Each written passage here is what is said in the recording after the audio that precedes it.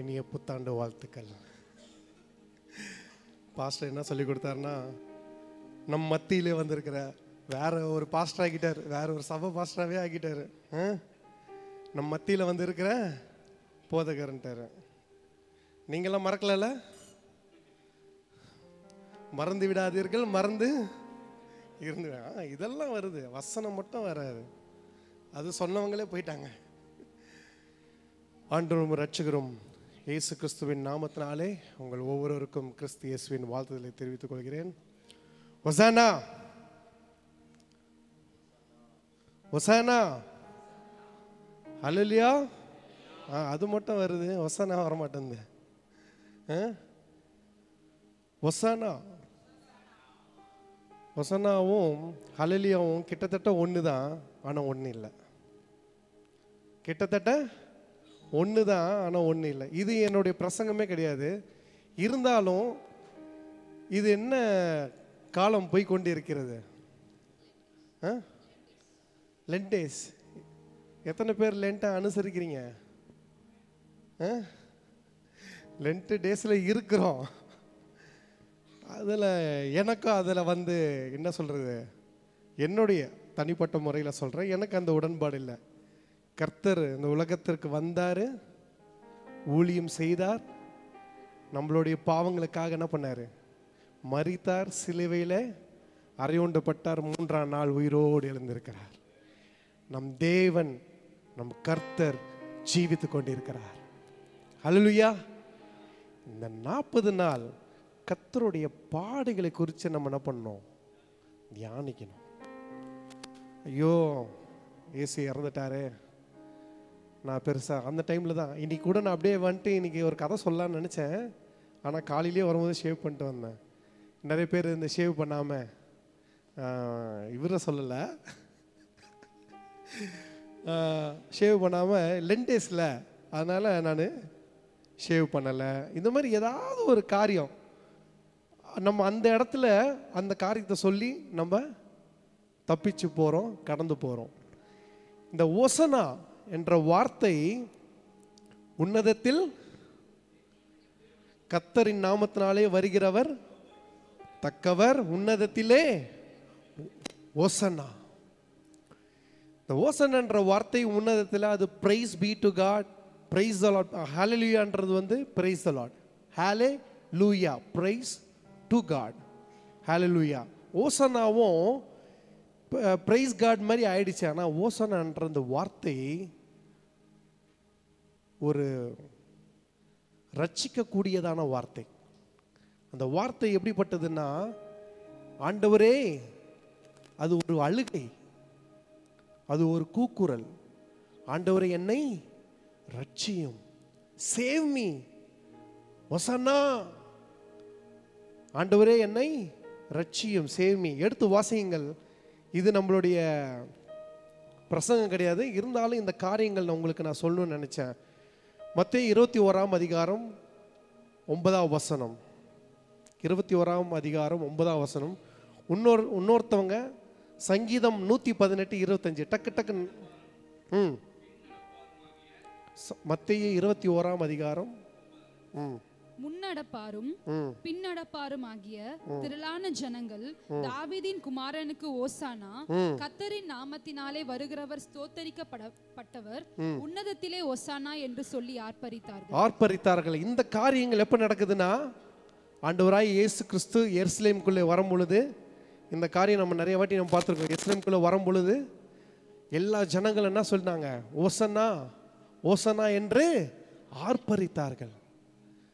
அண்ணா முன்னாடி காலத்தில் பார்க்கும் பொழுது சங்கீதம் 118 25ஆம் வசனம் வாசிங்க. சங்கீதம் 118ஆம் சங்கீதம் 25ஆம் வசனம்.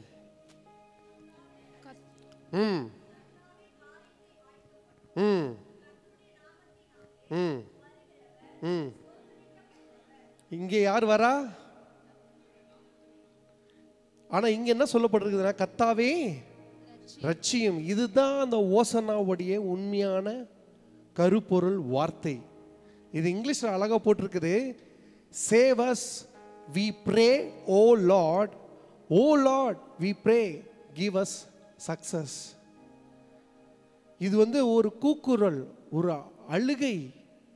ஆண்டவரே என்னை ரட்சியும், நான் வந்து ஒரு உதவி இல்லாமல் இருக்கிறேன். இன்னைக்கு ஆராதனையில் கூட சொல்கிறாங்க, அக்கா ஒரு வார்த்தை சொன்னாங்க, ஆண்டவரே என் சூழ்நிலையை பார்த்து நீங்கள் எங்களை ரட்சிய வாரும்.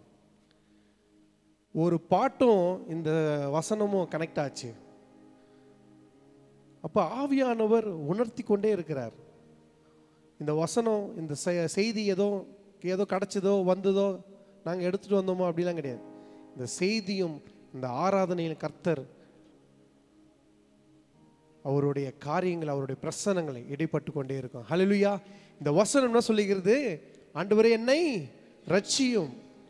இதில் சொல்லப்பட்டிருக்கிறது ஹீப்ரூவில் யாஷா, YASHA, யாஷா, டெலிவர், சேவ் மீ, அண்ணா, பெக். அவருடைய சமூகத்தில் போய் நம்ம கெஞ்சி கேட்கறது, ஆண்டவரே, பாஸே, மேனேஜரே, 1 வருஷம் ஆயிடுச்சு, இன்க்ரிமெண்ட்டை கொடு. போய் கெஞ்சிரமா? இப்போ நம்மளை படைத்த தேவன் அவங்க எப்படி கெஞ்சுறாங்கன்னா, யாஷா, அண்ணா. இது ஹீப்ரு வேர்டு. இந்த வேர்டு தான் கடைசியாக காலப்போக்கில் என்ன ஆச்சு? ஒசன்னா ஆயிடுச்சு. ஜனங்க இது எப்படி மாறிச்சு நான் சொல்லட்டுமா? அந்த காலத்தில் ஜனங்கள் இயேசு கிறிஸ்து வரவேற்கும் பொழுது என்னத்தை போட்டாங்க? நிறைய துணிகள் போட்டாங்க. வேற என்ன போட்டாங்க? குருத்தோலை. சரி, ஓகே, வந்துட்டீங்க கரெக்டாக பாயிண்ட்டுக்கு. குருத்தோலை என்ன அது என்ன இலை? பாம் ட்ரீ, பனை ஓலை. ஆனால் நம்ம பனை ஓலைன்னா இங்கே நம்ம நினைக்கிறோம் பனை ஓலைன்னு நம்ம ஊரில் இருக்கு. அது என்ன பனை ஓலை? என்ன நுங்கு சாப்பிட்றீங்கள? என்னங்க நீங்க நுங்கு சாப்பிட்றீங்களா? அது பேர் என்ன? பதநீர் குடிக்கிறீங்களா? இதெல்லாம் எங்கிருந்து வருது? பனை. அதுதான் பனை.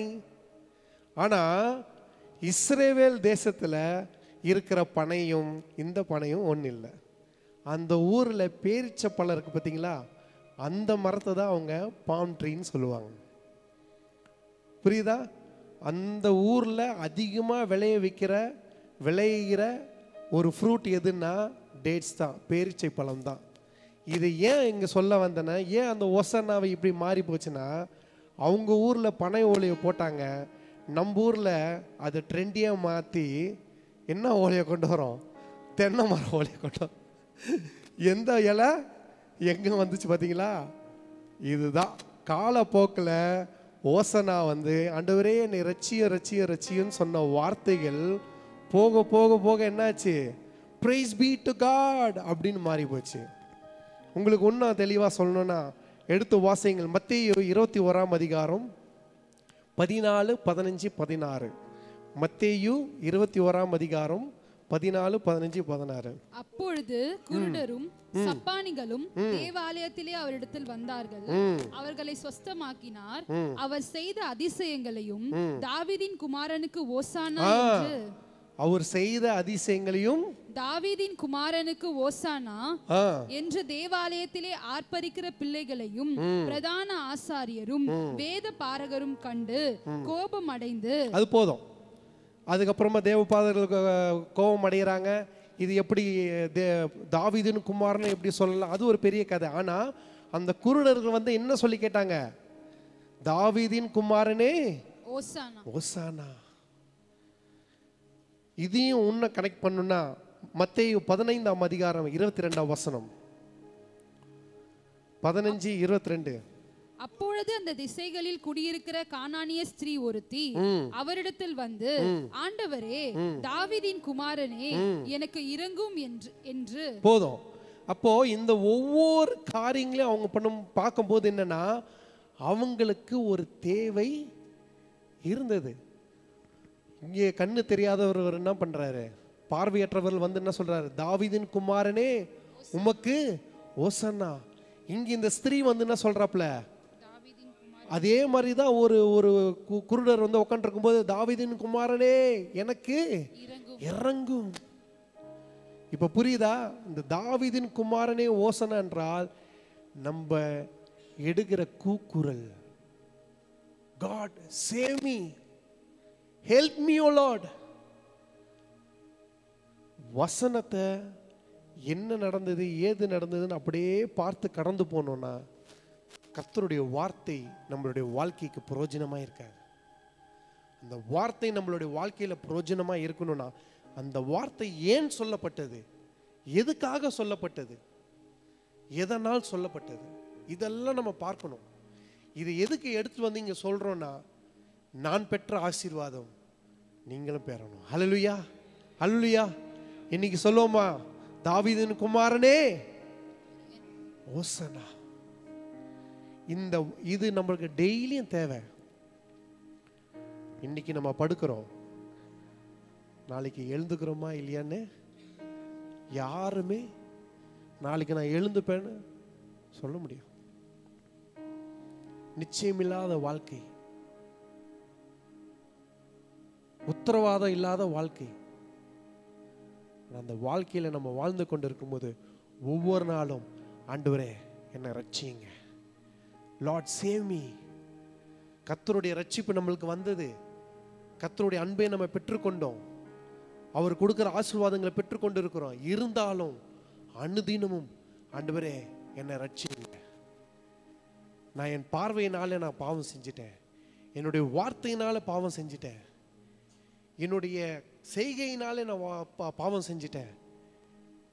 நம்மளே அறியாம நம்ம செஞ்சுக்கிட்டே இருப்போம்.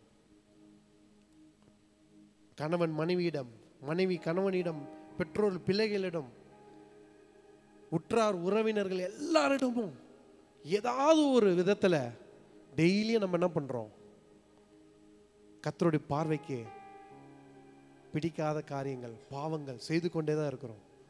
ஆனா இந்த வார்த்தை, ஆண்டவரே தாவீதின் குமாரனே ஓசனா எனக்கு இறங்குன்ற பொழுது ஒவ்வொரு நாளும் கர்த்தரோடையே நம்ம என்ன பண்றோம், உடன்படிக்கை செய்கிறோம். நம்மளுடைய பாவங்கள் குற்றங்கள் சிலுவையில மரித்து நம்மளுடைய எல்லா அக்கிரமங்களையும் என்ன பண்ணாரு, எடுத்து போட்டார். ஆனா இருந்தாலும் நம்ம பாவத்துல விழுந்துக்கிட்டு தான் இருக்கிறோம். அவரும் என் பிள்ளைங்க தான் வா தூக்கி கொண்டே இருக்கிறார். ஹல்லேலூயா, ஹல்லேலூயா. எவ்வளவு அருமையான தேவன் நம்மளை ஆராதித்து கொண்டு இருக்கிறோம். அப்படிப்பட்ட தேவனை நம்ம என்ன பண்றோம்,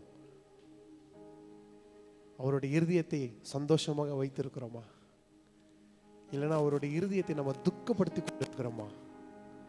நம்மளை நாமே ஆராய்ந்து பார்க்க வேண்டிய ஒரு சூழ்நிலை. ஹல்லேலூயா. கண்களை தாழ்த்தி ஜெபிப்போம்.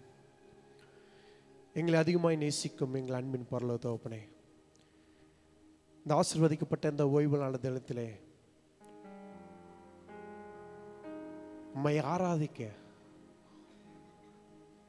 உம்மை கொண்டாட, உம்மை உயர்த்த, உம்முடைய நாமத்தை நாங்கள் மகிமைப்படுத்த தந்த பெரிதான கிருபைக்காக உமக்கு நன்றி சொல்கிறேன் ராஜா. எங்களுக்கு இறங்கும் தாவீதின் குமாரனே, எங்களுக்கு இறங்கும், எங்களை ரட்சியும் ஆண்டவரே. இந்த ஓய்வுலான தினத்திலே நீர் எங்களோடு இருப்பீராக. உடைய வார்த்தை எங்களோடு இருக்கட்டும். உடைய வார்த்தையின் மூலியமாக எங்களை இடைப்பட விடமா ஜெபிக்கிறோம். பெரிய காரியங்களை செய்யுங்க. மாறாத மீட்பர் இயேசு கிறிஸ்துவின் நாமத்தில் ஜெபிக்கிறோம் எங்கள் ஜீவன நல்ல பிதாவே. ஹல்லேலூயா. செய்தி முடிஞ்சிச்சுன்னு நினைக்காதீங்க, இப்பதான் ஆரம்பிக்க. எடுத்து வாசியுங்கள். யோபு 5ஆம் அதிகாரம் 8ஆம் வசனத்திலிருந்து 11ஆம் வசனம் பார்க்க போறோம். யோபு 5ஆம் அதிகாரம் 8ஆம் வசனத்திலிருந்து 11ஆவது வசனம் வரைக்கும் நம்ம பார்க்க போறோம். ஆனாலும் முதல் வார்த்தை 8ஆம் வசனத்தை நம்ம பார்க்கலாம். ஆனாலும் நான் தேவனை நாடி என் நியாயத்தை தேவனிடத்தில் ஒப்புவிப்பேன். திருப்பியும் வாசிங்க. ஆனாலும் நான் தேவனை நாடி என் நியாயத்தை தேவனிடத்தில் ஒப்புவிப்பேன். இப்ப இதுக்கு முன்னாடி நம்ம ஓசனான்ற வார்த்தையை நம்ம என்னன்னு பார்த்தோம்? ஆண்டவரே என்னை ரட்சியம், நம்மளுடைய கூக்குரல், என்னுடைய அழுகை, ஆண்டவரே எனக்கு ஏதாவது உதவி செய்யுங்க. எல்லாரும் கேட்டது என்னது? தாவீதின் குமாரனே எனக்கு இறங்கும், எனக்கு இறங்கும். அவனுடைய தேவை இருக்கிறது. இத்தனை வருடம் அவன் கண்ணு தெரியாம இருந்தான். இதுக்கு மேல முடியாது. நான் கேள்விப்பட்டுட்டேன், இவர் வந்தா எனக்கு பார்வை கிடைக்குது, இவர் வந்தா நான் எழுந்து நடக்கிறேன், இவர் வந்தா என்னால பேச முடியுது. 40 வருஷமா படுத்துட்டு இருந்தவனும் கர்த்தர் என்ன பண்ணாரு?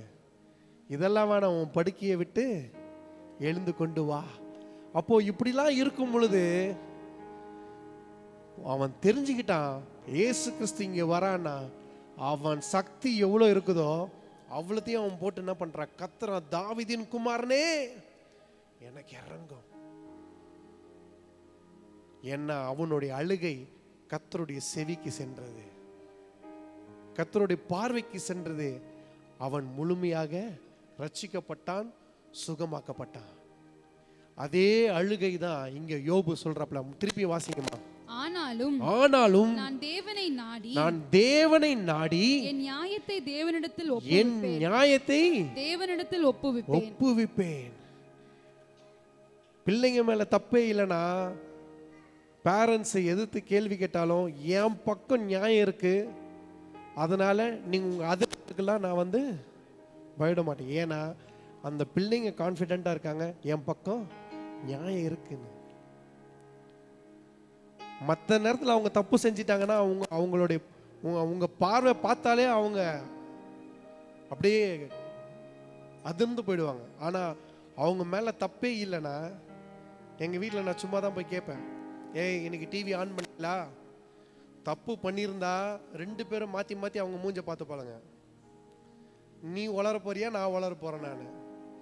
ஆனால் தப்பு பண்ணலை 2 பேரும் இல்லையே, சும்மா ஏதாவது சொல்லிட்டு இருக்காதீங்க, நாங்களாம் டிவி ஆன் பண்ணல. அப்போ அவங்க பக்கம் நியாயம் இருக்கிறதுனால அவங்க போல்டா என்ன பண்றாங்க? இவங்க என்ன சொல்றது? ஆனாலும் நான் தேவனை நாடி என் நியாயத்தை தேவனிடத்தில் ஒப்புவிப்பேன். அவன் பரிசுத்தமா வாழ்ந்தான். கர்த்தருடைய பார்வைக்கு அவன் நியாயமானவனாய் இருந்தான். ஆனாலும் இந்த வசனம் ஸ்டார்டிங்ல ஆரம்பிக்கிற மாதிரி, ஆனாலும் எல்லாவற்றையும் அவன் என்ன பண்ணான்? இழந்தான். எல்லாவற்றையும் இழந்தான். அவன் குடும்பத்தை இழந்தான். அவன் வைத்திருந்த ஆடு மாடுகள் எல்லாவற்றையும் இழந்தான். அவன் வைத்திருந்த ஆஸ்தி சொத்துக்கள் எல்லாத்தையும் என்ன பண்ணான்? இழந்தான். கடைசியில் அவன் சரீரத்தில் இருக்கிற பலத்தையும் அவன் இழந்தான். எல்லா விதமான பலவீன வியாதி அவனை என்ன பண்ணுச்சு? அவனை சூழ்ந்திருந்தது. ஆனாலும் இந்த வசனத்தை வாசிங்க, இப்ப புரியும். ஆனாலும் நான் தேவனை நாடி என் நியாயத்தை தேவனிடத்தில் ஒப்புவிப்பேன். அப்ப கூட அவன் கர்த்தருடைய சமூகத்திலே அழுகையை தான் அவன் வெளிப்படுத்தினான். கர்த்தருடைய சமூகத்துல என் நியாயத்தை கர்த்தருடைய சமூகத்துல நான் என்ன பண்ண போறேன்? வைக்க போறேன். அவர் சமூகத்துல நான் வைக்க போறேன். என் அழுகையின் சத்தத்தை கர்த்தர் என்ன பண்ணுவாரு? கேட்பாரு. என் நியாயத்தை விசாரிப்பார். நியாயத்தை விசாரிக்கிற தேவன் அவர் ஒருத்தர் தான். ஹல்லேலூயா. அப்போ உன் சூழ்நிலையை கர்த்தர் மாற்றி போட வல்லவராயிருக்கிறார். ஹல்லேலூயா. ஆனா நம்ம என்ன பண்றோம்? கொஞ்சம் நம்ம வாழ்க்கையில தப்பா போனாலும், நீ எல்லாம் ஒரு கடவுளா, நீ எல்லாம் உனக்கு சொல்றாரு, உன்னை ஆசீர்வதிப்பதற்காக என் கை குறுகி போகவில்லை. உனக்கு எவ்வளவு அதிகாரமா நான் எல்லாம் உனக்கு தெளிவா புரியும்படி என்னுடைய வார்த்தைகளை உனக்கு நான் வைத்து போகிறேன். ஆனா இருந்தாலும் கர்த்தர் யோபு மாதிரி நம்மளை வைக்கலையே. அவனுக்கு எல்லா ஆஸ்தியும் இருந்தும் புடுங்கி அவன் அவன் அவன் அவன் அவன் வாழ்க்கையில் பார்க்கக்கூடியதெல்லாம் பார்க்க வச்சுட்டாரு. நல்லா தெரிஞ்சுக்கோங்க, நம்ம ஏழ்மையிலிருந்து பணக்காவது மேட்ரு கிடையாது. ஏழ்மையிலிருந்து நல்ல வசதி, அக்கா சொன்னாங்க எப்படி இருந்தாங்க, இப்போ எப்படி இருக்காங்க? யார் இருக்கா? யார் இருக்கா? ராஜாதி ராஜா, கர்த்தாதி கர்த்தர். இந்தியாவில் நான் அந்த வீட்டு பையன்னா 10 கார் பின்னாடி முன்னாடி போவோம். ஆனா உலகத்திலேயே என் ராஜா யாருன்னு தெரிஞ்சா, நீதான் ஐஸ்வர்யவான், நீதான் ராஜா, நீதான் ராஜாத்தி. ஹல்லேலூயா, ஹல்லேலூயா. அவன் சூழ்நிலை கர்த்தருடைய சமூகத்தில் அவன் என்ன பண்ணான்? போய் அவன் கெஞ்சுறான், அவனோட நியாயத்தை வைக்கிறான். ஆனா நம்மள என்ன பண்றோம்? இதுக்கு மேல உங்ககிட்ட கேட்டு பிரயோஜனம் இல்லை. ஒருத்தவங்க சொல்றாங்க வேஸ்ட், நான் போய் செத்துடுறேன். இத்தனை நாளா கர்த்தர் உன்னோட வார்த்தையில நான் இடைப்பட்டு கொண்டிருக்கிறேன். உனக்கு எவ்வளோ காரியங்களும் கண் முன்னாடி நான் செய்து இருக்கிறேன், எல்லாமே நான் பண்ணியிருக்கிறேன். எப்படி இந்த வார்த்தை நம்மளுடைய பிசாசு நம்மளுடைய சிந்தனையில் அவனுடைய காரியத்தை என்ன பண்ணுவான்? டக்குன்னு விதைச்சிருவான். நீ விழுந்துட்ட, அவன் ஜெயிச்சிட்டான். நீ விழுந்த, அவன் ஜெயிச்சிட்டான். இங்க யோபு விழல. இன்னும் என் நியாயத்தை கர்த்தருடைய சமூகத்தில் நான் என்ன பண்றேன்? வைத்து கொண்டே தான் இருக்கிறான், வைத்து கொண்டே இருக்கிறேன். எனக்கு கிடைக்குதோ கிடைக்கலையாங்க, இது வரைக்கும் நான் பெற்ற ஆசீர்வாதம் நன்மைகள் அதுவே எனக்கு போதும். இது வரைக்கும் எனக்கு கிடைத்த ஆசீர்வாதம் நன்மைகள் எல்லாமே எனக்கு போதும். இன்னும் பெற்றுக்கொண்டு பெற்றுக்கொண்டு வாங்கி கொண்டு வாங்கி கொண்டு வாங்கி கொண்டு நம்ம யாரையும் தப்பா பேசிட்டு இருக்கோம். ஆனா இருந்தாலும் கர்த்தர் அவன் என்ன பண்றான்? அவனுடைய நியாயத்தை கர்த்தருடைய சமூகத்தில் அவன் வைத்து மன்றாடி கொண்டு தான் இருக்கிறான். தவிர அவன் கர்த்தரை ஒருபோதும் கேள்வி கேட்கல, இழிவுபடுத்தல, கர்த்தரை அவன் மறுதலிக்கும் இல்லை. ஹல்லேலூயா. இந்த வேளையில நம்மளுடைய இருதயத்தை ஆராய்ந்து பாருங்க. கர்த்தர் செய்த நன்மைகள் 1000, கர்த்தர் செய்த நன்மைகள் 1000. 1000த்தையும் வாங்கி பாக்கெட்ல வச்சுக்கிட்டு ஒரே ஒரு சூழ்நிலையில என்னை இப்படி பண்ணிட்டாரே, இப்படி வச்சுட்டாரே, என்னை இப்படி அவமானப்படுத்திட்டாங்களே. கர்த்தர் படாத அவமானங்களா நம்ம பட்டுட்டோம். அவர் முகத்தில் காரி துப்பினீர்கள். அவருக்காக இல்ல, அவர் குடும்பத்துக்காக இல்ல, நமக்காக, நமக்காக.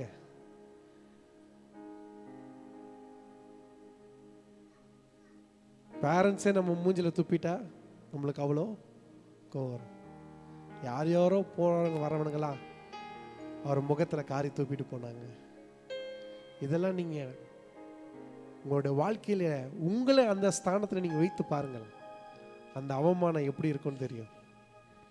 அப்படிப்பட்ட கடவுள் எந்த கடவுளும் இல்லைங்க. நம்ம ஆராதிக்கிற தேவன் உண்மையுள்ளவர். ஹல்லேலூயா. அடுத்த வசனம்.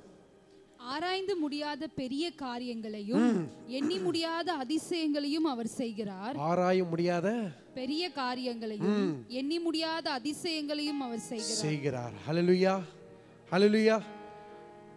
நீ கர்த்தருடைய சமூகத்தில் உன் நியாயத்தெல்லாம் நீ வைக்கும் பொழுது நீ எண்ணி பார்க்க முடியாத காரியங்கள், நீ ஆராய்ந்து பார்க்க முடியாத காரியங்கள், நீ சிந்திக்கவே முடியாத காரியங்கள் கர்த்தர் என்ன பண்ணுவாரு?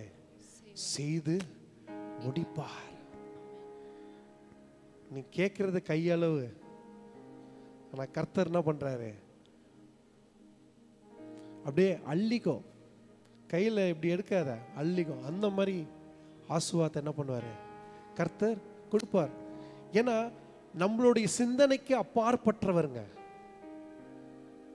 நம்மளுடைய சிந்தனைக்கு அப்பாற்பட்டவர்கள். எடுத்து வாசியுங்கள். சங்கீதம் 147 சங்கீதம் 5ஆம் வசனம். 147:5. நம்முடைய ஆண்டவர் பெரியவரும் மகா பலனுள்ளவருமாய் இருக்கிறார். அவருடைய அறிவு அளவில்லாதது. அவருடைய அறிவு அளவில்லாதது. அவருடைய அறிவு அளவில்லாதது. அவருடைய அறிவு அளவில்லாதது. அளவில்லாதது. ஆராய்ந்து முடியாத பெரிய காரியங்களை ஆராய்ந்து பார்க்க. You cannot research. ஆராய்ந்து பார்க்க முடியாது. இப்போ பார்த்தீங்கன்னா 2 பேர், மொத்தம் 5 பேர் வந்தாங்க. அதில் சுனிதா வில்லியம்ஸ் எப்போ வருவாங்க, உலகத்தில் கால் வைப்பாங்களான்ட்டு உலகமே ஒரு ட்ரெண்ட் ஆயிடுச்சு அவங்களுடைய அரைவல். கர்த்தருக்கு ஸ்தோத்திரம், அவர்கள் நல்லபடியாக வந்து சேர்ந்தார்கள். அதில் சுனிதா வில்லியம்ஸை விடுங்க, இன்னொருத்தர் இருக்கா தெரியுங்க, நீங்கள் ஸ்டேட்டஸ்லாம் பார்த்துருப்பீங்க வாட்ஸ்அப்பில். அவர் என்ன சொன்னார், நான் இங்கே இப்போ நீங்கள் இத்தனை காலம் இருந்திருக்கீங்களே, அவங்க கேட்குறாங்க, இத்தனை நாள் இங்கே இருந்துட்டீங்க இந்த ஸ்பேஸில், இதில் நீங்கள் என்ன கற்றுக்கிட்டீங்க? அவங்க கேட்குறது என்னவோ அவங்களுடைய ஒர்க் ரிலேட்டடா. ஆனால் அவர் என்ன சொன்னார், இத்தனை நாள் நான் கற்றுக்கினது என்னுடைய விசுவாசம் இன்னும் பெருகிட்டு, என்னுடைய விசுவாசம் இன்னும் பெருகிட்டு. நம்ம திரும்ப போவோமா? இதே மாதிரி இன்னொரு ஒரு ஸ்பேஸ் வரணும். அந்த ஹேட்ச் வந்து அங்கே டாக் ஆகணும். அப்போ தான் இவங்க போன ஸ்பேஸ் ரிலீஸ் ஆகி அவங்க என்ன பண்ணணும், கீழே வரணும். இன்னொரு டீம் அங்கே போகிறதுக்கு அவங்க இன்னும் போய் ஸ்டக் ஆகலை. அதெல்லாம் ஒன்றும் தப்பான காரியம். ஒரு டீம் போகும், இன்னொரு டீம் ரிலீஸ் ஆகும். இப்படி தான் சைக்கிளிங் மாதிரி போகும். ஏதோ அவங்க போனாங்க, ஏதோ ஒன்று ஆயிடுச்சு, திருப்பி ரிட்டன் இல்லை. ஆனால் இது ஏன் நான் சொல்ல வரேன்னா, அவன் ஒரு பெரிய சயின்டிஸ்ட் அங்கே உள்ளே போயிருக்கிறான். இத்தனை நாள் இருந்து அவங்களுக்கு தேவையான ரிசர்ச் எல்லாமே அவங்க பண்ணிகிட்டு இருக்காங்க. இருந்தாலும் அவருடைய வார்த்தை என்ன இருந்தது, என்னுடைய விசுவாசம் பெருகிற்று. My faith is increased. அப்போ அவ்வளோ பெரிய சயின்டிஸ்ட்டு அவனுடைய இருதயத்தில் ஆண்டவர் எப்படியெல்லாம் அந்த உலகத்தை படைத்து வச்சிருக்கிறார். அவன் கண் கூட அவன் என்ன பண்ணுறான், நம்ம பார்க்க முடியாது.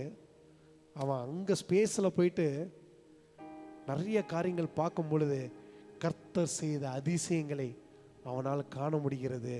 அதனால் அவனுடைய இருதயம் பூரிப்பினால இன்னும் என்னுடைய விசுவாசம் பெருகிட்டு இருக்கு. இதுக்கெல்லாம் காரணம் யாருன்னா, திருப்பி அந்த வசனத்தை வாசிங்க. நம்முடைய ஆண்டவர் நல்லா தெரிஞ்சுக்கோங்க. இப்போ இதெல்லாம் நம்ம கேட்டோம்ல, எவ்வளோ யூனிவர்ஸ், அவங்க எத்தனையோ பிளானட்ஸு எல்லாவற்றையும் அந்த சயின்டிஸ்ட் என்ன பண்ணியிருக்கான், பார்த்துருக்கான். நம்ம பூமியை ஒரு தடவை தான் நம்ம என்ன பண்ணுறோம், சுற்றி வரோம். ஆனால் அவங்க கிட்டத்தட்ட ஒரு நாளைக்கு 8 தடவை பூமியை சுற்றி வந்துடுறாங்களாம். 6லிருந்து 8 தடவை அவங்க இருக்கிற ஸ்பேஸு பூமியை சுற்றி வந்துடுது. இதெல்லாம் நம்மளால் இமேஜினே பண்ண முடியாது.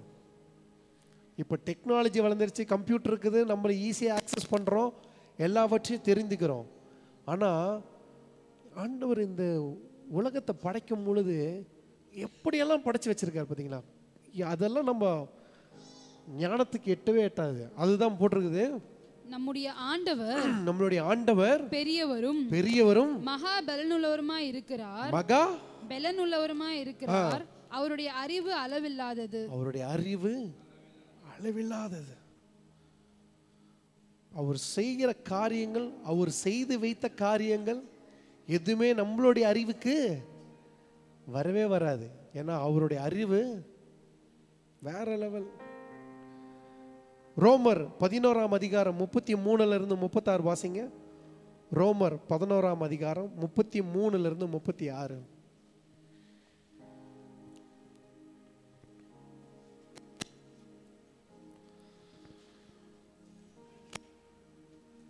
பதினொன்று 33 36. டீச்சர் எடுத்துட்டீங்கன்னா வாசிங்க.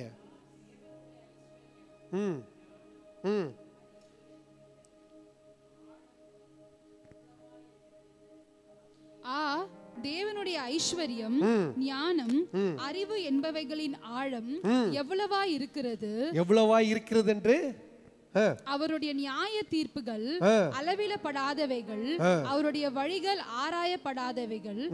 கர்த்தருடைய சிந்தையை அறிந்தவன் யார், அவருக்கு ஆலோசனைக்காரராய் இருந்தவன் யார், தனக்கு பதில் கிடைக்கும்படி முந்தி அவருக்கு ஒன்றை கொடுத்தவன் யார்.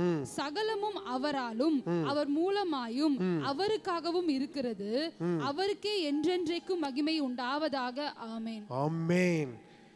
இந்த வசனத்திலேயே எல்லா ஆன்சர் என்ன பண்ணாரு பவுல் கொடுத்துட்டார்.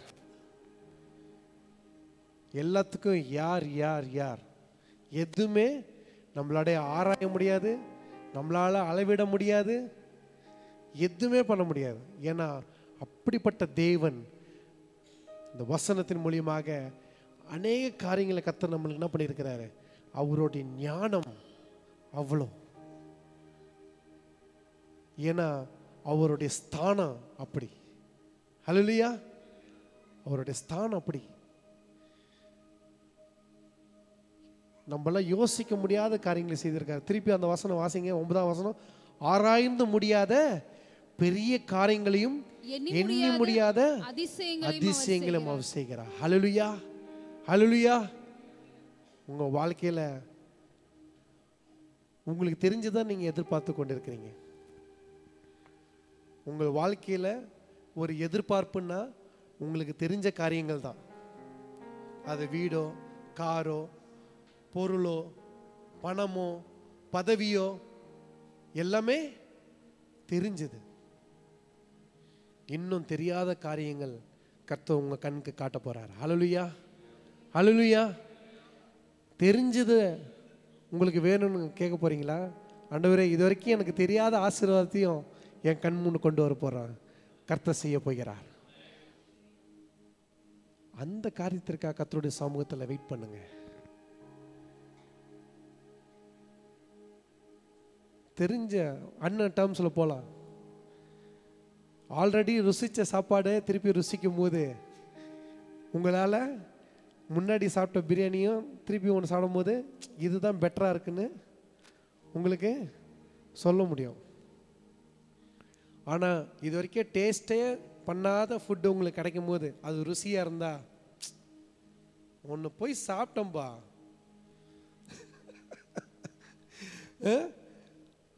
சான்ஸே இல்லை. அப்போ அதில் வர ஒரு ஆசீர்வாதம், அதில் வர ஒரு சந்தோஷம் இருக்குது பார்த்தீங்களா.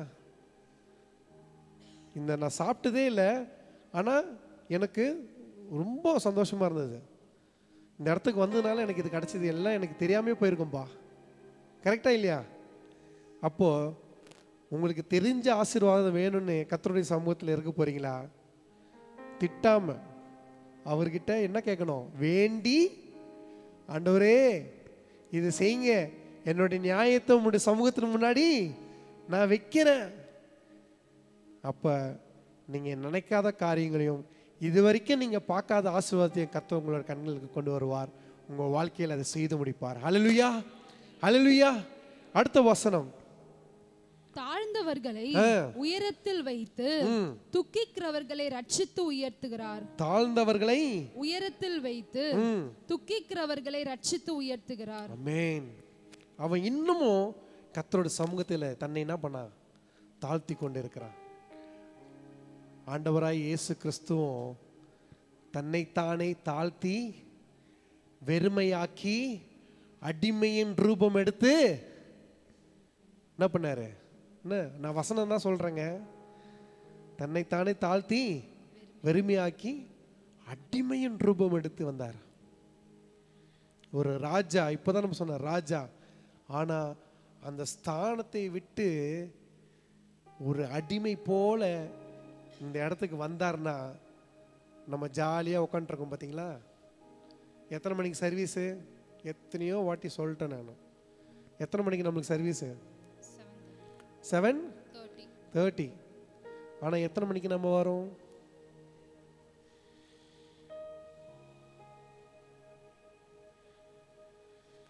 டக்கல் டிக்கெட்னா எத்தனை மணிக்கு போய் எடுக்கிறோம்? 10 மணிக்கு கவுண்டர் ஓப்பன் ஆகுதுன்னா நீங்கள் போய் ஃபஸ்ட்டு 10 சீட்டுக்கு மட்டும்தான் உங்களுக்கு டிக்கெட்டே கிடைக்கும். அந்த டக்கல் கவுண்டரில் ஃபஸ்ட்டு 10 பேர் நிற்கிறீங்கன்னா உங்கள் ஸ்லிப்பு மட்டும்தான் உங்களுக்கு டிக்கெட் கிடைக்கும். மீதி இருக்கிறவங்களுக்கெல்லாம் வெயிட்டிங் லிஸ்ட்டு போயிடும். இது மாதிரி எத்தனை ரிசர்வேஷன் கவுண்டர் இருக்குது சென்னையில் மட்டும். அப்போ என்ன பண்ணுறோம்? ஐயோ, முதல்ல 10 பேருக்கு தான் டிக்கெட்டே கிடைக்குன்னா நான் எத்தனை மணிக்கு போய் நிற்பேங்க? 9:55 போவீங்க, இல்லை 10:10 போகலான்னு போவீங்களா? முடிஞ்சா ஒரு பெட்ஷீட்டோ பேப்பர் எடுத்துகிட்டு வந்து நைட் டைம் முன்னாடி போட்டு படுத்துப்பீங்க. ஐயோ, நான் ஊருக்கு போகணும், அந்த கல்யாணத்துக்கு நான் குடும்பத்தோடு வரேன்னு சொல்லிட்டேன். அங்கே இருக்கிற விசுவாசம், அங்கே இருக்கிற போக வேண்டிய அந்த தவிப்பு, அங்கே இருக்கிற அந்த இன்ட்ரெஸ்ட்டு சபைக்கு இல்லை. சபைக்கு வருதுல்ல இல்லை. ஏன்னா அவர் அடிக்க மாட்டார் உங்களை. ஒரு போடு போட்டார்னா அடுத்த வாரம் ஐயோ இந்த அடி என்னால் தாங்க முடியலப்பா, நான் போயிடுறேன். அதனால் நம்ம இஷ்டத்துக்கு இதே வேலையில் நம்ம செய்ய முடியுமா? இப்போ ஐடியில் கூட நீ எத்தனை மணிக்கு லாகின் பண்ணுறியோ அவனுடைய ஹவர்ஸை நீ முடிச்சுட்டு தான் நீ லாக் அவுட்டே. சாம் கரெக்டாக இல்லையா நான் சொல்கிறது? எத்தனை மணிக்கு வேணால் நீ லாகின் பண்ணிக்கோ. ஏன்னா அடங்க போகிறதில்ல, ஜனங்க மாற போகிறதில்ல. உனக்கு இப்படி நான் கொடுக்குறேன், நீ 9 மணிக்கு வந்து லாகின் பண்ணினா 6 மணிக்கு லாக் அவுட் பண்ணிட்டு போ. 10 மணிக்கு வந்தீங்கன்னா 7 மணிக்கு போ. இப்போ அவன் இன்னும் உங்களுக்கு மேலே புத்திசாலி ஆகிட்டான். உன்னை வீட்டிலே உட்கார வச்சு 24 மணி நேரம் உன்னை லாகின்லேயே வச்சுட்டான். அவன் 20 மணி நேரமும் உன்னை லாகின்லேயே வச்சுட்டான். நீ படுத்து தூங்கும்போது கூட லேப்டாப் திறந்து வச்சுட்டு தான் தூங்கணும். அப்போ உலகத்தான் எப்படி யோசிக்கிறான். ஆனால் நமக்காக அடிமையின் ரூபம் எடுத்து, நமக்காக அவமானப்பட்டு, நமக்காக மூஞ்சில் துப்பு வாங்கிக்கிட்டு, நமக்காக சிறுவையில் செத்தே போயிட்டாருங்க. அப்படிப்பட்ட தேவனுக்கு நம்ம என்ன மரியாதை கொடுக்குறோம்? கர்த்தருடைய சமூகத்தில் நம்ம தாழ்த்துறோமா? இல்லை. தன்னைத்தானே தாழ்த்தி இந்த உலகத்திற்கு வந்தவரை நான் எவ்வளோ தூரம் என்னை தாழ்த்தி சமூகத்தில், கர்த்தருடைய சமூகத்தில் நான் போய் உட்கார்றேன்? இல்லை. யோசிச்சு பாருங்க. கர்த்தர் உங்களோடு பேசி கொண்டு இருக்கிறார். இது நான் சுயமாக பேசுகிறேன்னு நினைக்காதீங்க. நீங்கள் சீக்கிரமாக சர்ச்சுக்கு வருதுனால உங்களுடைய ஆசீர்வாதம் எனக்கு வந்துருமா என்ன? எனக்கு உண்டான ஆசீர்வாதம் என் சிரசின் மேல் கர்த்தர் வைப்பார். உனக்கு வர வேண்டிய ஆசீர்வாதம் கர்த்தர் உனக்கு கொண்டு வருவார். ஆனால் அவருடைய பார்வைக்கு நான் எப்படிப்பட்டவனா இருக்கிறேன்? திருப்பி வாசிங்கள் அந்த வசனத்தை. தாழ்ந்தவர்களை உயரத்திலே வைத்து துக்கிக்கிறவர்களை ரட்சித்து. உணர்வாட்டி தாழ்ந்தவர்களை உயரத்தில் வைத்து. நீ தாழ்ந்து போ, கர்த்தர் உன்னை உயர்த்துவார். துக்கிக்கிறவர்களை ரட்சித்து உயர்த்துகிறார். உன் இருதயம் துக்கித்து கொண்டிருக்கும்.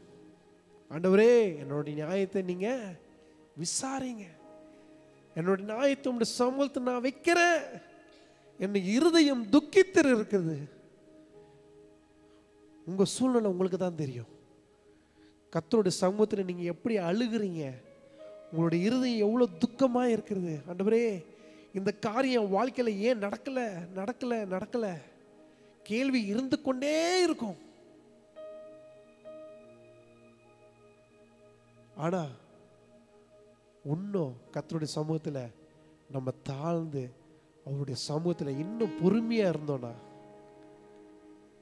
ஏன்னா அந்த நேரம் வர்றதுக்குள்ளேயே நம்ம காத்து இருக்க மாட்டோம். நான் ரொம்ப துக்கிச்சிட்டேன், நான் ரொம்ப வெயிட் பண்ணிட்டேன்னு டைம் ஃப்ரேமை நீங்களே ஃபிக்ஸ் பண்ணிக்கிட்டீங்க. ஆனால் நீங்கள் கேட்ட காரியம் சாதாரண காரியம் இல்லையே. அதுக்கு ஒரு நேரம் வரணும்ல, அதுக்கு சில காரியங்கள்லாம் நடக்கணும்ல. அதுக்கு நீங்கள் டைம் கொடுக்க மாட்டீங்களே.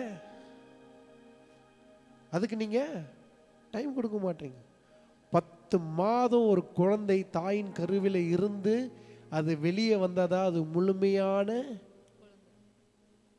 2 மாசம் 3 மாசத்துல வந்தா என்ன ஆகும்? எல்லாத்துக்கும் காலம் இருக்கு, எல்லாத்துக்கும் நேரம் இருக்கிறது. ஆனா கர்த்தருடைய சமூகத்துல நம்ம தாழ்த்தி அந்த காரியத்திற்காக நம்ம உட்கார்ந்து பொறுமையா அதுக்கு நம்ம ரெடியே இல்லை. எல்லாத்துக்கும் அவசரம். போனோன்னு டக்கு டக்கு டக்குன்னு போட்டு அடிச்சு இந்தா ஃபுட்டு, ஃபாஸ்ட் ஃபுட்டு தான் நம்ம லைஃபை நினச்சிட்டு இருக்கீங்க. நம்மளை அவ்வளோ அழகாக டைம் எடுத்து செதுக்கி வச்சிருக்காரு. ஆனால் நம்ம குதறி வைக்கிறதுக்கு ரெடியாக இருக்கும். திருப்பி வாசிங்கள். தாழ்ந்தவர்களை உயரத்தில் வைத்து துக்கிக்கிறவர்களை ரட்சித்து உயர்த்துகிறார். ஆமென். ரட்சித்து உயர்த்துகிறார், உயர்த்துகிறார். கர்த்தருடைய சமூகத்தில் வெறுமையாய் தாழ்த்து அவருடைய வார்த்தைக்கு செவி கொடுத்து அவருடைய காரியங்களுக்கு நீங்க முன்னாடி நெல்லுங்க. கர்த்தர் உன்னுடைய காரியங்களுக்கு முன்னாடி வந்து நிற்பார். ஹல்லேலூயா. அவருடைய பார்வையில் நீங்க முன்னாடி வந்து நெல்லுங்க. நீங்க அவர் பார்வையில் முன்னாடி நிற்பீங்க. வெயிட்டிங் லிஸ்ட்லேயே இருக்க மாட்டீங்க, ஃபர்ஸ்ட் ப்ரையாரிட்டியில் இருப்பீங்க. உங்களுக்கு ஒரு அழகா சொல்லிட்டா, டெய்லி உங்க மூஞ்ச கர்த்தருடைய சமூகத்தில் காட்டிடுங்க. ப்ரேயரில் சீக்கிரமா உங்க ஃபேஸ் என்ன பண்ணோம்? அதிகாலையில் எழுந்து உங்களோட ஃபேஸை ஃபஸ்ட்டாக ஆண்டவருக்கு நீங்கள் காமிச்சிருங்க. ஃபஸ்ட்டாக காமிச்சிருங்க, பெஸ்ட்டாக காமிச்சிருங்க. மூஞ்சி கழுவுறீங்களோ இல்லையோ, புரியுதா? காலையில் உங்கள் முகத்தை ஆண்டவர்கிட்ட ஃபஸ்ட்டாக காமிச்சிருங்க. உனக்கு செய்ய வேண்டியதை காரியத்தை ஆண்டவர் உனக்கு ஃபஸ்ட்டாக செஞ்சு முடிச்சிருவார். ஹல்லேலூயா. இதுதான் secret. First come first serve. ஃபர்ஸ்டா பெஸ்டா போய் நீங்க அட்டெண்டன்ஸ் கொடுங்க, கர்த்தர் உன் காரியத்தை செய்வார். ஹல்லேலூயா. அடுத்த வசனம். அவர் பூமியின் மேல் மழையை வருஷிக்க பண்ணி வெளிநிலங்களின் மேல் தண்ணீர்களை வருவிக்கிறார். ஹல்லேலூயா. அவர் பூமியின் மேல் மழையை வருஷிக்க பண்ணி வெளிநிலங்களின் மேல் தண்ணீர்களை வருவிக்கிறார். ஆமென். இது என்னன்னா, இந்த வசனம் எப்படின்னா, நம்ம நாட்டில் சில இடத்துல தான் மழை பெய்யுது, சில இடத்துலலாம் அது வறண்டே தான் இருக்கும். ஏன்னா அப்படிதான் அது அமைக்கப்பட்டிருக்கிறது. புரியுதா? எப்படி பேரிச்சம்பழம் இஸ்ரேலில் இருக்குது, நம்ம ஊரில் இருக்கா? இருக்கு, நம்ம ஊரில் இருக்கு. ஆனால் அங்கே வளர்ற ப்ரீடு மாதிரி இங்கே இருக்காது. ஆனால் ஒன்று தெரியுமா, இங்கே நம்மளுக்கு தென்னை மரம் இருக்குல்ல, அவங்க ஊரில் தென்னை மரம் இல்லை. இஸ்ரேலில் தென்னை மரம்லாம் நீங்கள் பார்க்க முடியாது. ஏன்னா அங்கே இருக்கிற இயற்கை சூழ்நிலைக்கு தென்னை மரங்க சரி. ஏன் இஸ்ரேலு, நார்த் இந்தியா போனீங்கன்னா, டெல்லியிலலாம் போனீங்கன்னா உங்களுக்கு தென்னை மரம்லாம் பார்க்க முடியாது. இங்கே நம்ம வெயில் காலத்தில் சிக்னல்லாம் என்ன வித்துட்ருப்பான்? இளநீர், வெள்ளரிக்காய். ஓடி போய் வாங்குவீங்களே, ஏன்னா அது சீசனல் ஃப்ரூட்டு. புரியுதா? Seasonal fruit. பலாப்பழம்லாம் சீசனல் ஃப்ரூட், மாம்பழம்லாம் சீசனல் ஃப்ரூட். அதே போல் தான் டெல்லியில் நீங்கள் சிக்னலில் போனீங்கன்னா தேங்காய் வித்துட்ருப்பான் பத்தை போட்டு. அங்கே ஜனங்க வாங்கி வாங்கி வாங்கி என்ன பண்ணுவாங்க? வெறும் தேங்காவை சுவைச்சி சாப்பிடுவாங்க. இங்கே சும்மானா கிடக்கும் தேங்காய். ஏன்னா அதோடைய அருமை இல்லாதவனுக்கு தான் தெரியும். அதோடைய அருமை இல்லாதவனுக்கு தான் தெரியும். இப்போ இங்கே நல்ல பெரிய பெரிய டேட்ஸ் இருந்ததுன்னா ஃபஸ்ட்டு போய் அது எப்போ பழுக்கோன்னு வெயிட் பண்ணிப்பீங்க, டக்குன்னு பிரிச்சிருவீங்க. பக்கத்து வீட்டுக்காரன் பார்க்குறானா இல்லையான்னு. இல்லாதவனுக்கு தான் அந்த அருமை தெரியும். நீங்கள் பார்த்தே ரசித்த ருசித்த ஆசீர்வாதத்தை பெறணும்னு நினைக்கிறீங்க. கர்த்தர் நீ பார்க்காத அதிசயத்தை உன் கண்களுக்கு காட்ட விரும்புகிறார். ஹல்லேலூயா. இங்கே அந்த வசனம் திருப்பி படிங்க. அவர் பூமியின் மேல் மழையை வருஷிக்க பண்ணி வெளிநிலங்களின் மேல் தண்ணீரை வருவிக்கிறார்.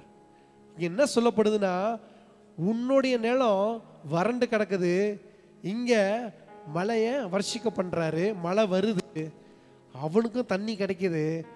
அந்த நிலத்தின் மூலியமாக அந்த தண்ணீரை அவன் என்ன பண்றாரு, வெளி நிலங்களுக்கும் பிடிமா வெளிநிலங்களுக்கும் வெளிநிலங்களின் மேல் தண்ணீர்களை வருவிக்கிறார்.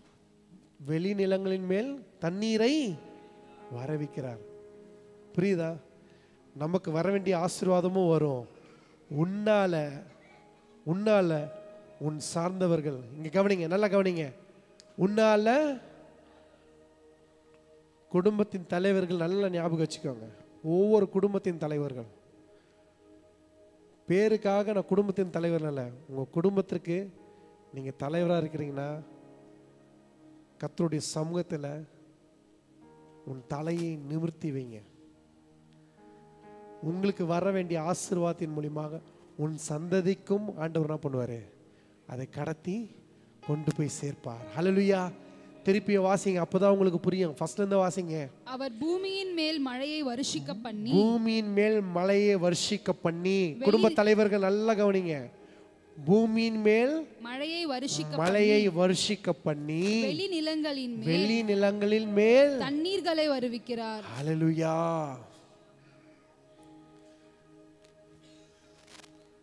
நம்ம கர்த்தருடைய சமூகத்தில் இருக்கும்போது மழையை வர்ஷிக்க பண்ணுகிற போல கர்த்தர் உங்களுக்கு ஆசீர்வாதத்தை கொண்டு வருவார்.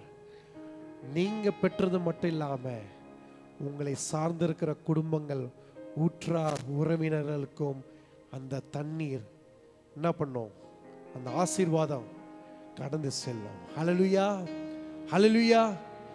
யோபுடைய வாழ்க்கையில அவன் எல்லாவற்றையும் இழந்தான். அவன் சரீரத்தில் இருக்கிற பலத்தையும் இழந்தான். இது எப்படின்னா, 3 ஃப்ரெண்ட்ஸுங்க யோபுக்கு வராங்க. இதெல்லாம் பெரிய கதை, நீங்க போய் பாருங்க. நிறைய வாட்டி நம்ம யோபு குறித்து படிக்கிறோம். பட் படிக்கும்போது கர்த்தர் நம்முடைய வாழ்க்கையில இடைப்பட்டு கொண்டே இருப்பார். நிறைய காரியங்கள் நம்மளுக்கு சொல்லி கொண்டே இருப்பார். நான் முன்னாடியே சொன்னேன், ஒரு புஸ்தகம் ஒருத்தங்க ரெடி பண்ணி கொடுக்குறாங்கன்னா அந்த புஸ்தகத்தை நீங்கள் 10 வாட்டி வாசிக்கலாம், 20 வாட்டி வாசிக்கலாம். அதுக்கப்புறமா அதில் என்ன எழுதியிருக்குன்ட்டு உங்களுக்கு நல்லாவே புரிஞ்சிடும். ஆனால் இந்த புஸ்தகத்தை நீங்கள் 1000 தடவை வாசித்தாலும் 1000 தடவையும் 1000 விதமாக கர்த்தர் உங்களுக்கு வாழ்க்கையில் புதுப்பிச்சு கொண்டே இருப்பார். உங்கள் வாழ்க்கையில் அவர் பேசிக்கொண்டே இருப்பார். ஹல்லேலூயா, ஹல்லேலூயா. அதுதான் கர்த்தருடைய வார்த்தை. கர்த்தருடைய வார்த்தை ஒரு சூழ்நிலைக்கு அந்த வார்த்தையை நம்மளுக்கு ஆறுதல் படுத்தும். அதே வார்த்தை இன்னொரு சூழ்நிலையில் அடிக்கும். அதே வார்த்தை இன்னொரு சூழ்நிலை திருப்பி அரவணைக்கும், உனக்கு கை கொடுக்கும். கர்த்தருடைய வார்த்தை அப்படிப்பட்ட ஒரு வார்த்தை. இந்த மழையை வர்ஷிக்க பண்ணி உன்னோட இடத்துல இல்லாம வெளிநிலங்களிலும் அந்த தண்ணீரை என்ன பண்றாரு, வருவிக்க பண்ணுகிறார். ஹல்லேலூயா. உன் சூழ்நிலை மாறணும்னா கர்த்தருடைய சமூகத்தில் காத்திருங்க, காத்திருங்க, அமைதியா காத்திருங்க. உன் விண்ணப்பத்தையும் உன் நியாயத்தையும் கர்த்தருடைய சமூகத்தில் வைச்சு கெஞ்சி மன்றாடுங்க. நீங்க அவருக்கு டைம் ஃப்ரேமு கொடுக்காதீங்க. You don't have that authority. அந்த அதிகாரம் நம்மளுக்கு கிடையவே கிடையாது. நான் ஜீவனோடு இருப்பேன்னா அவர் போட்ட பிச்சை. நான் இன்னைக்கு ஜீவனோடு இருக்கிறேன்னா அவர் எனக்கு போட்ட ஒரு நாள். ஓகே, நாளைக்கு நினச்சா நம்ம பண்ணுறோம். நான் இத்தனை நாள் வெயிட் பண்ணிட்டேன், நீங்கள் எனக்கு செய்யணும். நம்ம என்ன பண்ணுறோம், ஆர்டர் போடுறோம், கிழிச்சிட வர ஆர்டர். கர்த்தருடைய சமூகத்தில் காத்திருவோம். காத்திரு, காத்திரு.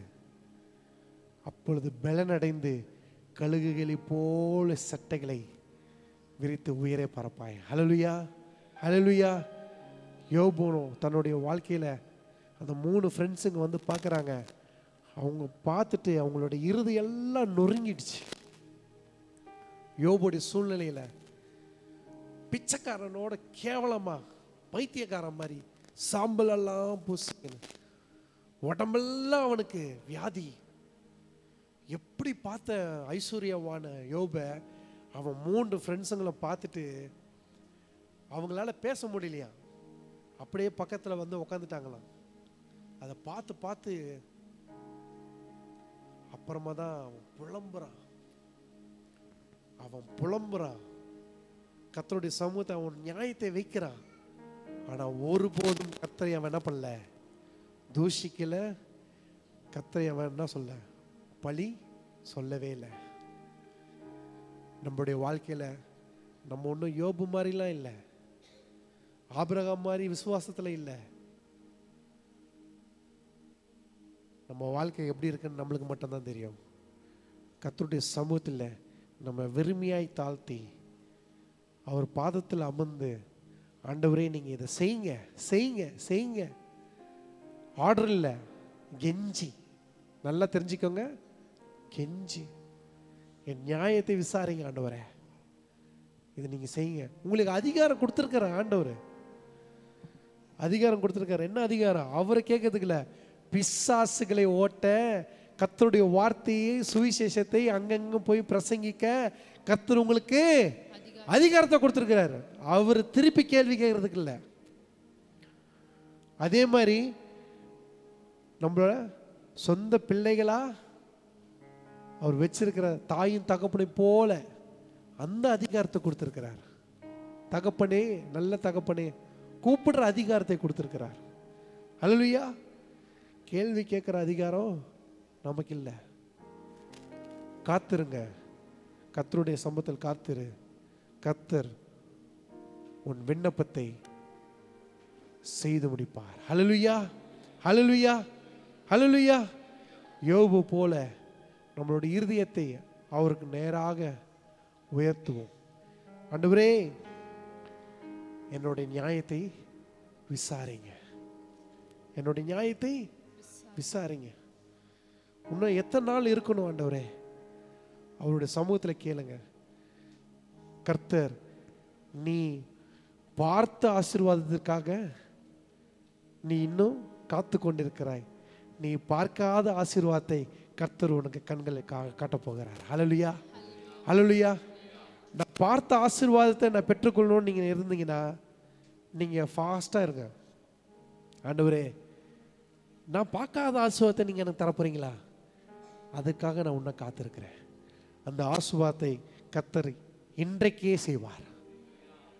அவர் சித்தமானால் அதை இன்றைக்கே செய்வார். நீ வீட்டுக்கு போறதுக்கு முன்னாடியே அந்த ஆசீர்வாதம் வண்டிக்கு வீட்டுக்கு முன்னாடி வந்து நிற்கும். ஹல்லேலூயா, ஹல்லேலூயா. கர்த்தர் தாமே உங்களை ஆசீர்வதித்து காப்பாராக. நல்ல தகப்பனே, இந்த காலை வேளையில உங்களுடைய சமூகத்தில் நாங்கள் வருகிறோம். ஆண்டவரே, எங்களை வெறுமையாய் தாழ்த்துகிற ஆண்டவரே, நீ எல்லாவற்றுக்கும் மேலான தேவன், எல்லாவற்றுக்கும் அதிகாரம் உள்ள தேவன். நீ சர்வ வல்லவர், சர்வ ஞானி. இந்த சமூகத்தை நாங்கள் வெறுமையாய் தாழ்த்துகிறோம். எங்களுக்கு இருதயத்தில் இருக்கிற வேண்டுதல்கள், என்னுடைய புலம்பல்கள், என்னுடைய அழுகை, என்னுடைய வேதனை எல்லாம் உமக்கு மட்டும்தான் தெரியும். என் குடும்பத்தாருக்கு தெரியாது, என் உற்றார் உறவினர்களுக்கு தெரியாது, என் பிள்ளைகளுக்கு தெரியாது, என் மனைவிக்கு தெரியாது, என் கணவனுக்கு தெரியாது. எல்லாம் உங்களுடைய இருதயத்தில் நீங்க கர்த்தருடைய சமூகத்தில் வைத்துக் கொண்டிருக்கிறீர்கள். கர்த்தர் உன் நியாயத்தை விசாரிப்பார். கர்த்தர் உன் இருதயத்தின் வேண்டுதலை நிறைவேற்றுவார். அழைத்தவர் அவர்தான். கருவில் உருவாக்கி இந்த உலகத்துக்கு கொண்டு வந்தவர் அவர்தான். அவர் செய்யலன்னா வேற யார் செய்ய போறா? யோபு போல ஆண்டவருடைய சமூகத்தில் என்னுடைய நியாயத்தை நான் வைக்கிறேன். என் காரியத்தை நீ வாய்க்க பண்ணுவீராக. என் சூழ்நிலை நீங்க மாற்றுங்க. எனக்கு கொண்டு வர போகிற ஆசீர்வாதத்தை என் கண் முன் கொண்டு வந்து காட்டுங்க. கர்த்தருடைய சமூகத்தில் காத்திருங்க.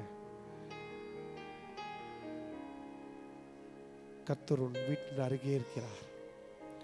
உன் இருதயத்தின் கதவை திற. கர்த்தர் உள்ளே வருவார். அவர் பிரவேசிப்பார். உன் வாழ்க்கை பிரகாசமாகும்.